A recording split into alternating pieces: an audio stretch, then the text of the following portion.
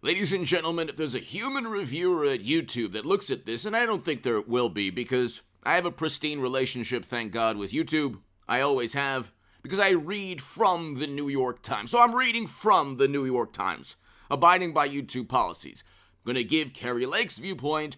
I'm going to give Trump Republicans in Arizona's viewpoint, and explain why it's different from the journalists, the writing or the journalism or the viewpoint of the New York Times. So I'm going to explain why Kari Lake and why the New York Times journalists disagree on this issue. Hit subscribe to this channel right now, ladies and gentlemen. We're almost at 201,000 subscribers. Subscribe to H.A. Goodman's other channel and the Stock Market Crash channel. If you can see, you can read or watch all those segments prior. I was pretty spot on about Bitcoin and Binance, Coinbase. They'll all implode also. I've been saying that for about over a year now. Hit subscribe. New York Times. Kari Lake claims, this is just today, Kari Lake claims her people or fellow Republicans were disenfranchised. Those people tell a different story. Okay. Miss Lake's supporters say in testimonials that they had problems at Phoenix area sites. But a review by the New York Times showed that most of them successfully cast their... Okay. This is the problem with wonderful, highly educated, morally superior, liberal journalists who are doing a very good job, but who don't understand the basic logic or the difference of opinion. Kari Lake has never stated, nor have other Republicans, one in particular reinstated on Twitter. Kari Lake has never stated that all the people who cast in her favor couldn't do so. What she is stating is that some way or another, on the day that was supposed to be dominated by Kari Lake Republicans, machines coincidentally stopped working. Therefore, a certain percentage that would have given her, because it's like almost a 0.5% difference between Lake and Hobbs. She's not stating, see, the New York Times, what they did, and it's kind of funny too, because the New York Times article starts off the typical thing. Well, we found one person who said that they had no problems eventually casting their... But then they say out of a certain number, the majority were able to cast their decision for Kari Lake, no problem. The New York Times reviewed 45 accounts offered by voters and 20 additional accounts from workers. Okay? In 34 of the 45, these people acknowledged that while inconvenienced, they had ultimately been able to Okay, but that's not the point. That's not the point. If you're talking about millions of people, and if there's an inconvenience, if there's so much of an inconvenience where you're still 34 out of the 45, then they say, well, I spoke to a few others, even if it's, let's say it's 5, okay, of the 45. Let's say it's 3 or 4 of the 45. If you have that throughout a state, or let's say it's 5 or 10, let's say 34 of the 45, and we spoke to 3 others, that's still, though, in 7 other accounts, voters were unclear about whether they had successfully. Okay, so in 34 of the 45, the New York Times says, well, they weren't disenfranchised. They were fine. I mean, 34 of the 45. Okay, you have 9 or 10. Okay, you have 9 right there where you don't know if they got their voices heard. You don't know categorically. Even the New York Times, this is the New York Times saying this. Okay, I'm not saying that they didn't. I'm not accusing Democrats of anything. What I'm saying is, if you have this problem multiplied by just use basic math, you have almost 2.5 million people that cast their decision, okay, for either Lake or Hobbs. If you have 34 or 45 accounts and multiply that through regions of Arizona, according to Lake, important for Kari Lake, then you've very likely or possibly gotten within that margin that Lake needs. Okay, the fact that it is so close, and here's the basic logic.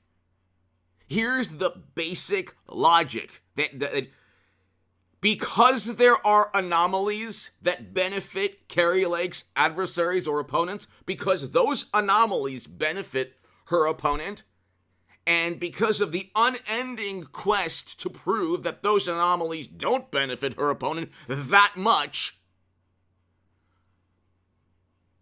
she's behind Hobbs, and it's close, very close. You furthermore don't know if there were even more egregious disparities.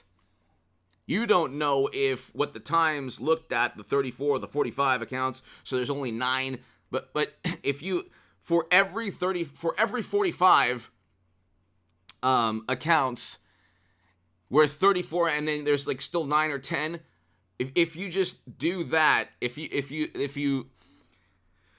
that's multiplied, okay, to the point where eventually it's going to create such confusion or chaos or such anomalies that day where it helps, and I'm speaking in roundabout terms. So what is this guy talking about? It's like, you can't exactly, in this day and age, like, communicate. Because if you communicate too effectively, then it's bad for Democrats, and then, of course, we've seen. But now Twitter, you can go ahead, but I explained. Twitter ain't going to be around in a couple years. It's just not. And Elon Musk is doing everything possible to say, oops, well, we're losing money. They lost $200 million and $1 billion the year prior. So it's a money-losing endeavor, especially with now Democrats saying, we're leaving. So, but anyway,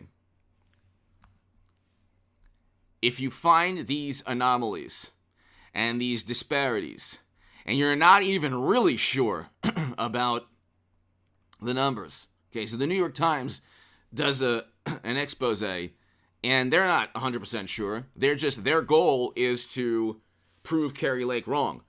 They inadvertently and accidentally bolster her case. Her case is not her case is not that categorically, without a shadow of a doubt, we have X amount of people who were not able to cast there, okay? Her case, her argument is because of those anomalies on that day, a day that was supposed to be overwhelmed and overwhelmingly Republican, Trump or Kari Lake Republican, an untold number of people just didn't want to wait in line or were told to leave or didn't have their voices heard. Because of the nature of that type of, coincidental occurrence or numerous coincidental occurrences or 10 to 30% or whatever the number was of machines not working, there's no way to know. Right now there's 17,000. There's a 17,000 difference. The difference between the 17,000 between Hobbs and Lake. We have no clue. We have no clue if one person said, told another person, it's not working today. We have no clue how many hundreds or thousands of people said, again, the machines aren't working, the fix is in, forget about it. So a lot of this is emotion. Now, for the people benefiting, they say, you can't prove that. Yeah, that's the problem. Democrats do everything legally. Okay? Everything legally. And that's the problem. Now, Lake has to, it's not just, she has to actually show, not just that people were, if you look at the article, it talks about, they were still able to. The definition of disenfranchise by the New York Times would be very different if coincidentally machines didn't work and that day was overwhelmingly Democrat and people said, gosh, we can't. Then they would say, wait a second, people lost the confidence in the system and a lot of Democrats could have voted and da-da-da. but it was the table's turn. Anyway, hit subscribe to this channel. I think you understand, hopefully, what I'm saying is that in response to the question of the Times, Ms. Wren says, has the New York Times quantified how many is too many? Is it 100? So that Miss Lake and her supporters would dispute a losing result in the contest was in some ways preordained. Okay, so again, Mrs. Hobbs has 17,000 more than that. And so basically, it's you can't prove that anything that happened caused 17,000 people not to choose, and that's the problem. And that's the problem. When you have a coincidence that always favors one side, and you have other anomalies as well, that's just one anomaly. If you have all these anomalies favoring one side, and then the losing side says, hey, look at all those anomalies, and then the New York Times or others say, you can't prove that these anomalies directly led to the disparity, that's the issue. It's called suspicion and distrust. Okay? Suspicion is an emotion, okay, based on the actions of others, the devious actions of others. Give me your thoughts below. I mean, if you are not a gullible person and you are not naive, then suspicion and distrust is a very healthy emotion. These are very healthy emotions. Give me your thoughts below. Hit subscribe right now. The Times inadvertently bolsters Kari Lake's viewpoint. Inadvertently and accidentally. Give me your thoughts below. I'll be back in a couple of